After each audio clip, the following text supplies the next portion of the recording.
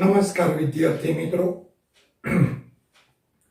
હું કૌશલ બલગામિયા આ વિડિયો લેક્ચરમાં દરેક વિદ્યાર્થી ભાઈ બહેનને આવકારું છું.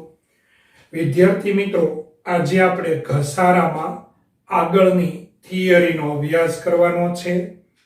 આ અગાઉના લેક્ચરમાં આપણે ઘસારાની થિયરી, એમાં સૌથી પહેલા તો ઘસારાનો અર્થ વ્યાખ્યા ભણ્યા હતા, જેમાં કાર્ટરના મત મુજબ અને સ્પાઇસર અને પેગલરના મત મુજબની બે વ્યાખ્યાઓ આપણે જોઈ.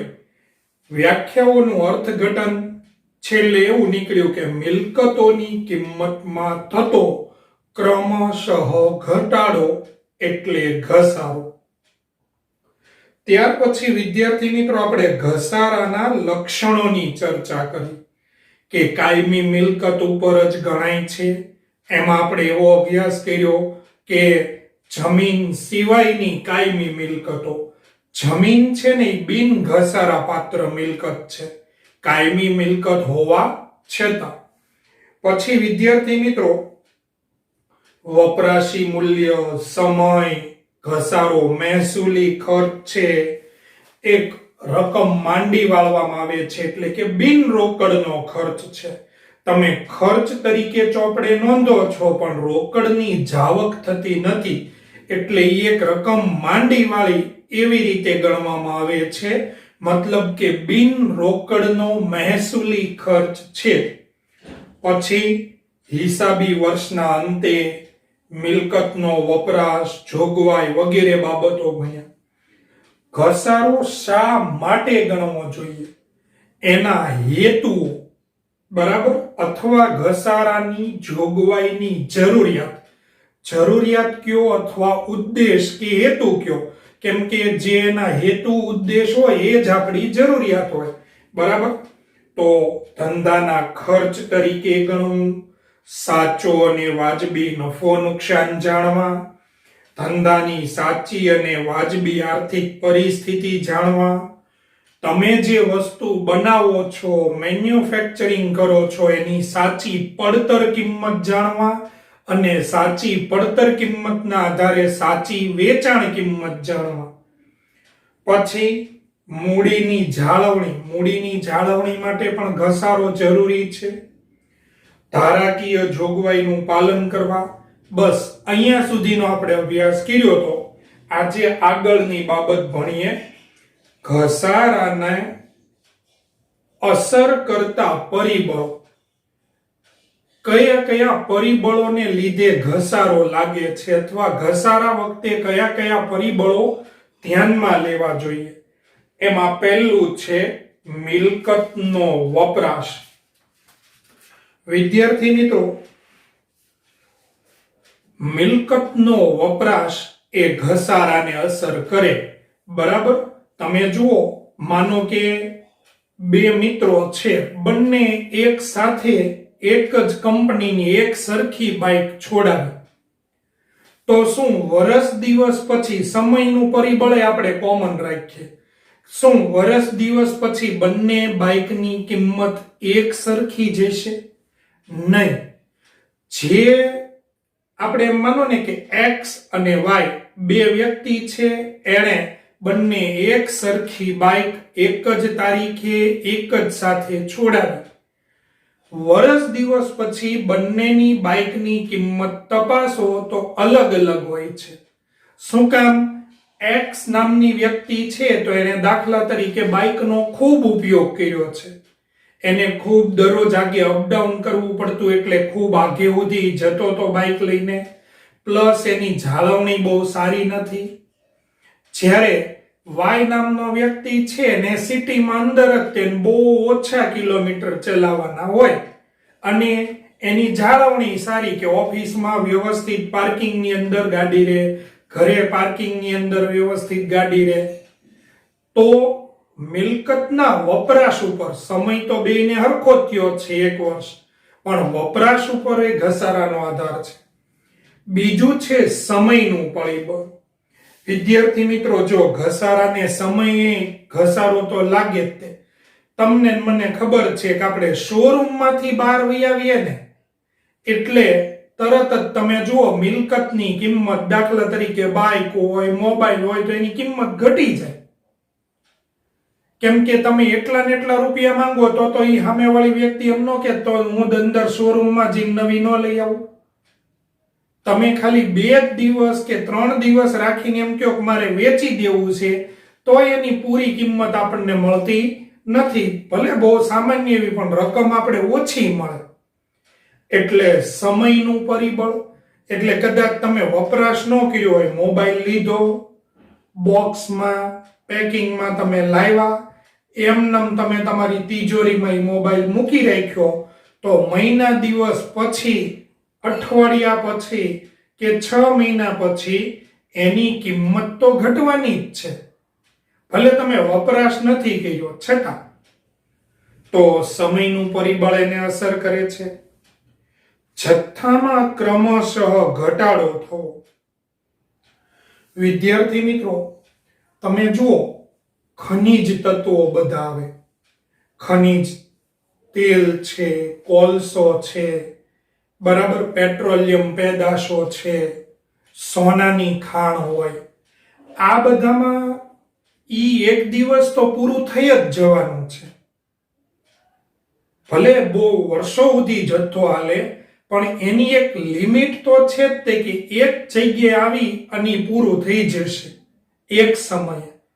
આપણે નથી કહેતા કે આપણે અત્યારે જે રીતે પેટ્રોલ વાપરીએ છીએ એ રીતે આગામી આટલા વર્ષ પછી લગભગ પૃથ્વી ઉપર પેટ્રોલ નહીં વધે. તો કહેવાનો મતલબ એમ છે કે એમાં કઈ રીતે ઘસારો ગણવો? તો એમાં જથ્થો જેટલો ખાલી થાય, ઓછો થાય, એ મુજબ ઘસારો હોય. જેમ કે તમે કોલસાની ખાણ હોય, એમાંથી આજે 50 ટન કોલસો કાઢ્યો, તો ઈ એનો ઘસારો થયો કે ભાઈ જે કુલ જથ્થો છે એમાંથી હવે 50 ટન કોઈ દી ફરીવાર નીકળશે નહીં, એટલો જથ્થો ઓછો થઈ ગયો. તો જુઓ, ઘસારાને આ પણ એક પરિબળ અસર કરે છે કે જથ્થો ખલાસ થવો. પછી બજાર કિંમતમાં કાયમી ઘટાડો. જો આ બાબતે ઘસારાને અસર કરે. તમે જુઓ, ટેકનોલોજીકલી જેટલી વસ્તુ છે ને, બરાબર, એ બધામાં કેવું છે, સમયાંતરે એની બજાર કિંમત ઘટતી જાય. Mobile, TV, computer, fridge, washing machine, પછી ઇલેક્ટ્રોનિક થી ચાલતા બધા મશીનો, ઝેરોક્સ મશીન થી માંડીને બધા મેન્યુફેક્ચરિંગના. શું કામ? એની બજાર કિંમત સમયાંતરે ઘટતી જાય છે. પછી અકસ્માત. તો વિદ્યાર્થી મિત્રો, ઘણીવાર તમે જુઓ અકસ્માતને લીધે કિંમત ઘટી જાય. તમને ખ્યાલ હશે, ટીવી છે, ફ્રીજ છે, વોશિંગ મશીન છે, એનું આવું એક આખું બજાર હોય છે. હોય હાવ નવું, પણ એમાં ક્યાંક થોડીક નુકસાની થઈ ગઈ હોય, કલર થોડોક ઉખડી ગયો હોય, ક્યાંક સેજ એવો લીસોટો પડી ગયો હોય, તો એ તમને જુઓ કંપનીની જ વસ્તુ હોય, બ્રાન્ડેડ હોય, છતાં તમને ઈ જ વસ્તુ ઓછી કિંમતે મળે છે. કંપની એની હાચવણીના પૂરા પ્રયત્ન કરે, છતાં ઘણીવાર શું છે ભાઈ, ટ્રાન્સપોર્ટેશનમાં કોઈ વાર મજૂરની ભૂલને લીધે કે કંઈક કલરનું એનું ટચિંગ આવી ગયું, સેજ ખૂણો તૂટી ગયો અથવા તો એમાં ઘોબો પડ્યો, તો આવી વખતે તમે જુઓ ઘણીવાર કેવું હોય કે કુદરતી વલણ લીધે, દાખલા તરીકે ખૂબ વરસાદ આવે ને બેઝમેન્ટમાં દુકાન હોય તો દુકાનમાં પાણી ભરાઈ જાય, ગોડાઉનમાં પાણી ભરાઈ જાય, એટલે અકસ્માતને લીધે પણ વિદ્યાર્થી મિત્રો ઘસારો લાગતો હોય છે. નવી શોધખોળ અને સંશોધન.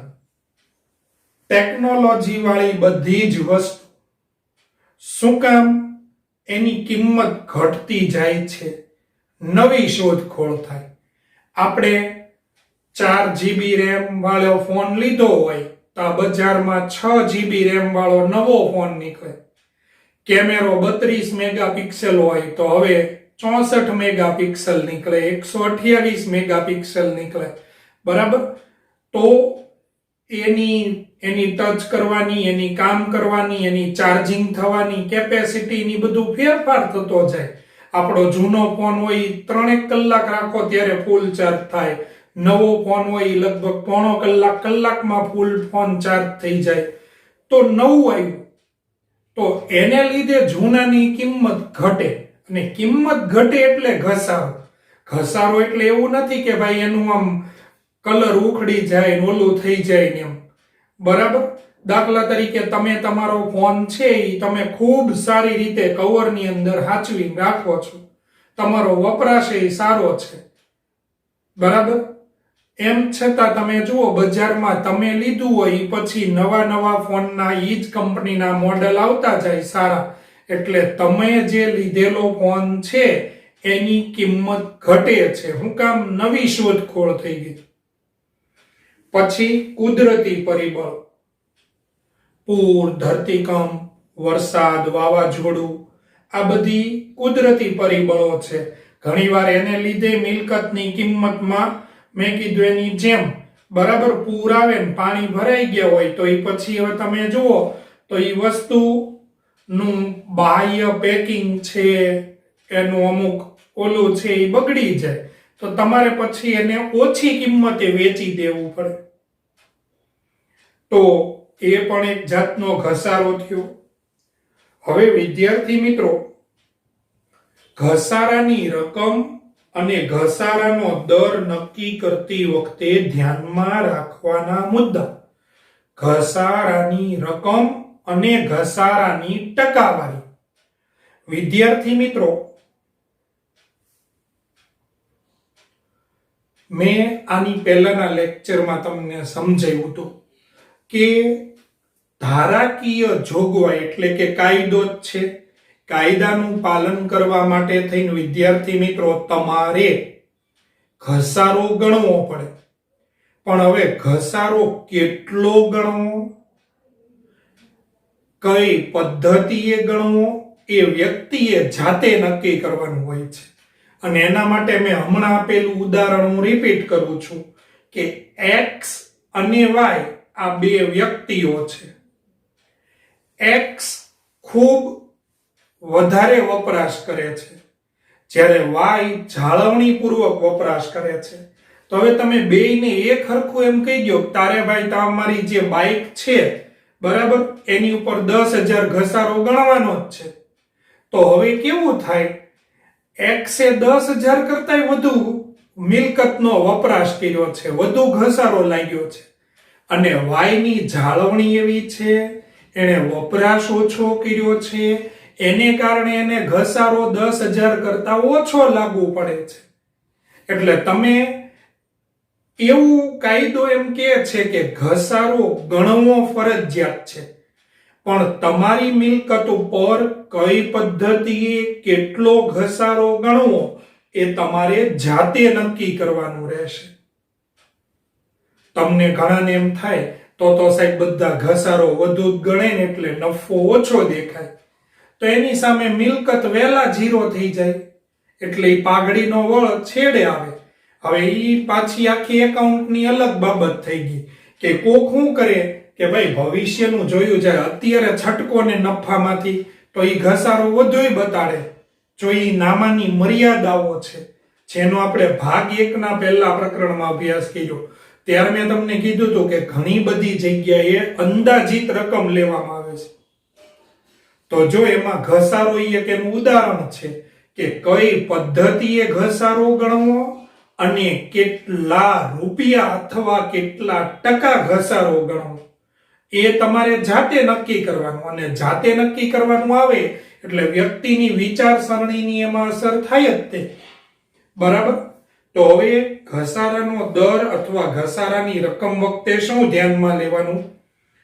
પહેલું, મિલકતની પડતર કિંમત કે મિલકતની કિંમત કેટલી છે. અને જો પડતર કિંમત લેવાની છે એટલે મિલકત અને એની ખરીદી વખતે કરવા પડતા ખર્ચા. દાખલા તરીકે તમે એક યંત્ર લાવ્યા હો અથવા તો તમે ઘરે એસી લીધું, તો એસી દાખલા તરીકે 35,000 નું આવે, અને તમને ન ખ્યાલ હોય તો કહી દઉં, એને તમારે ઘરે ફિટ કરાવવું પડે, જેનો 1000 કે 1500 રૂપિયા ચાર્જ હોય છે. હા, પછી તમે ઓફ સિઝનમાં કરાવો અથવા કંપની સ્કીમ હોય, કંપની નવી હોય ને તમને ફ્રી ઓફ કરી દેતી હોય તો. બાકી મોટા ભાગે એ ફિટિંગ વાળાને તો પૈસા દેવાના જ હોય, એટલે એ બધું સ્કીમમાં ઇન્ક્લુડેડ હોય. તો તમને હું આમનોંધ વખતથી શીખવાડતો આવ્યો છું કે મિલકતની ખરીદી વખતે જે ખર્ચ થાય તે મિલકતની કિંમતમાં ઉમેરાય છે. તો આપણે મિલકતની ખરીદ કિંમત વત્તા મિલકતની ખરીદીના ખર્ચા એ પ્લસ કરીને એની પડતર ગોતશું. પડતર આધારે, બરાબર. પછી મિલકતનું અંદાજિત આયુષ્ય.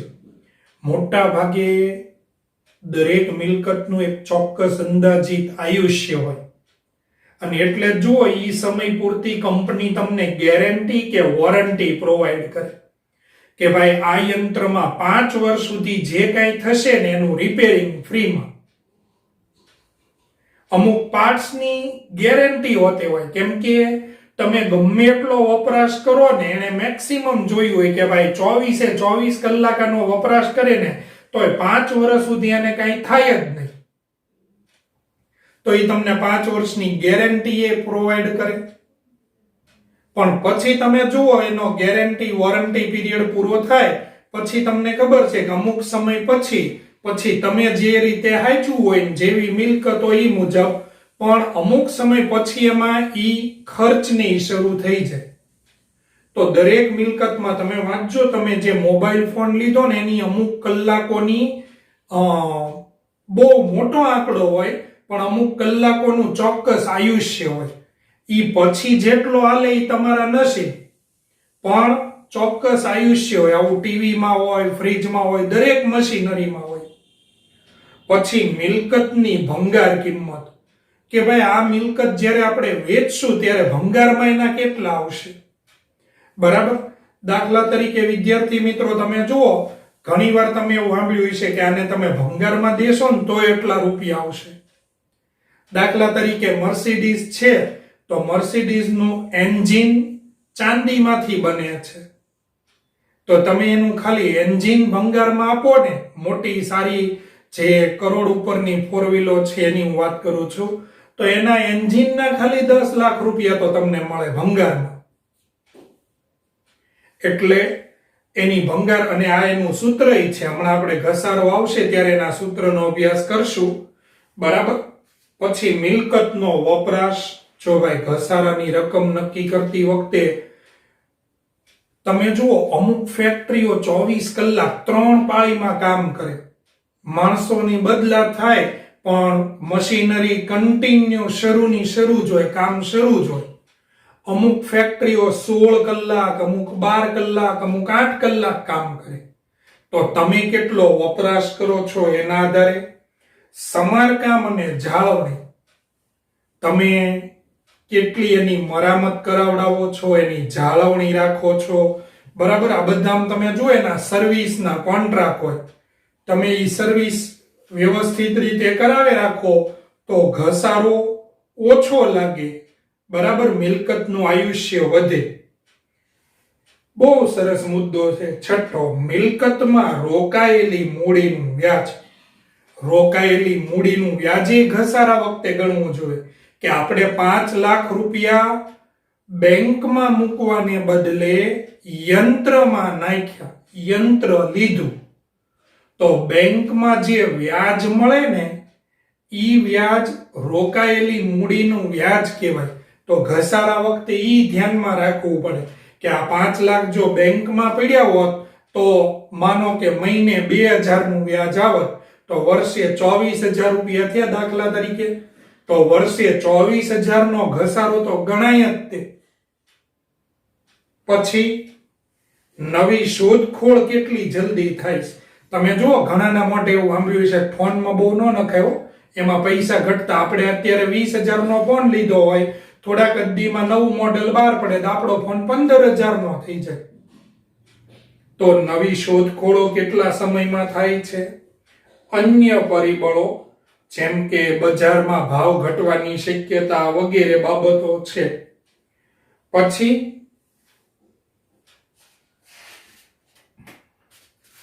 વિદ્યાર્થી મિત્રો, ઘસારાની પદ્ધતિઓ. એમાં તમે જુઓ, આપણને ઘસારાની કુલ 10 પદ્ધતિઓ આપી છે અને નીચે નોંધે આપી છે કે અભ્યાસક્રમમાં વ્યવહારુ દાખલા માત્ર સરખા હપ્તાની પદ્ધતિ અને ઘટતી જતી બાકીની પદ્ધતિના જ અપેક્ષિત છે, જે હવે પછી આપણે દાખલા સહિત ભણવાનું છે. બરાબર, સરખા હપ્તાની પદ્ધતિ અને ઘટતી જતી બાકીની પદ્ધતિ. પણ જુદી જુદી મિલકતો ઉપર કુલ 10 રીતે ઘસારો ગણી શકાય છે. બરાબર, જેમ કે પહેલી છે સરખા હપ્તાની પદ્ધતિ કે સીધી લીટીની પદ્ધતિ. બીજું છે ઘટતી જતી બાકીની પદ્ધતિ. ત્રીજું એન્યુઇટી પદ્ધતિ કે વર્ષાસન પદ્ધતિ. બરાબર, અમુક બાબતો આવે એમાં એન્યુઇટી નું ટેબલ આવે. એન્યુઇટી પદ્ધતિ મુજબ ઘસારો ગણાય. ઘસારા ફંડ કે સિંકિંગ ફંડની પદ્ધતિ. મિત્રો, એના 2 દાખલા આપણા અભ્યાસક્રમમાં છે, પણ આ સૂચનાય તમે વાંચી છે. અને બીજું, આ વર્ષે બોર્ડે ચોખ્ખું કહી દીધું, જો કે નો કેન તો એ અભ્યાસક્રમમાં નહોતો, એટલે અમુક પ્રકરણોમાં તો બોર્ડે બહુ સરસ રીતે બુદ્ધિ વાપરી છે કે જે નથી ભણવાનું અથવા જે ઓછું ઉપયોગી છે ને એવું જ કાઢ્યું છે. પછી વીમા પોલિસીની પદ્ધતિ. અમુકમાં ઇન્સ્યોરન્સ મેથડ આવે. આ બધી મેથડ વિદ્યાર્થી મિત્રો તમારે કોલેજમાં કે આગળ ઉપરાંત તમે જે અભ્યાસક્રમ પસંદ કરશો અને જો એકાઉન્ટ વિષય બાજુ તમે જશો તો તમારે આવશે. પુનઃ મૂલ્યાંકન પદ્ધતિ, રીવેલ્યુએશન મેથડ. તમે જુઓ, અમુક સમયે મિલકતનું ફરીથી કિંમત જોવામાં આવે. આપણે પુનઃ મૂલ્યાંકન ખાતું તો 12મા ધોરણમાં 2 પ્રકરણમાં બનાવવાનું આવશે, પણ એ એક ઘસારાની મેથડ છે. જેમ કે તમે એક યંત્ર લીધું 5 લાખનું, 2 વર્ષ પછી અથવા 1 વર્ષ પછી તમે એનું પુનઃ મૂલ્યાંકન કે ભાઈ અત્યારે એની કિંમત કેટલી છે એને આધારે ઘસારો ગણો. પુનઃ એટલે ફરીવાર, મૂલ્યાંકન કરવું એટલે કિંમત કરવી. વીમા પોલિસીની પદ્ધતિ, પુનઃ મૂલ્યાંકન પદ્ધતિ, ચક્રવૃદ્ધિ વ્યાજની પદ્ધતિ, એકમ દીઠ ઘટાડાની પદ્ધતિ. એકમ ઘટાડાની તમે જુઓ, અમુક ઘટાડો એકમમાં થતો જ જતો હોય. બરાબર, જેમ કે ખનિજ તત્વોની બધું છે તો એમાં એકમ એટલું ઘટતું જ જાય કે ભાઈ આજે તમે 50 ટન કોલસો કાઢી લીધો તો હવે જે કુલ જથ્થો છે એમાંથી 50 ટન ઓછો થઈ ગયો. પછી માઇલેજ મેથડ. બરાબર, માઇલેજ મેથડ વાહનોમાં એમાં તમે જુઓ ઈ જ આવે છે મોટા ભાગે કે એની જે કામ કરવાની કિલોમીટર કાપવાના અમુક ઈંધણમાં અમુક ઓલું હોય. તો હવે તમે જુઓ નવી નવી ટેકનોલોજી નીકળે તો પહેલા કેવું હતું કે 1 લીટર પેટ્રોલમાં 15-20 કિલોમીટર જ ગાડી હાલતી. પછી ધીમે ધીમે ધીમે કરતા તમે જુઓ એન્જિનમાં ને એમાં ફેરફાર થતા ગયા, શોધખોળ થતી ગઈ. 4 સ્ટ્રોક એન્જિન નીકળ્યા, ગેરવાળા એન્જિન નીકળ્યા, ઓછું પ્રદૂષણ થાય એવા તમે જુઓ લેટેસ્ટ અત્યારે BS6 ટેકનોલોજીના વાહનો આવે છે. તો માઇલેજ પદ્ધતિ, યાંત્રિક કલાક દરની પદ્ધતિ,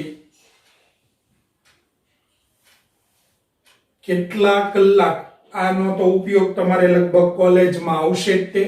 બરાબર, આ મેથડનો વિશેષ ચર્ચા આપણે અત્યારે એટલે નથી કરવાની થતી કે આ માત્ર તમારી જાણ માટે કે આવી કુલ 10 મેથડ છે, જેમાંથી પહેલી 2 મેથડ એની થિયરી અને દાખલા આપણા અભ્યાસક્રમમાં છે.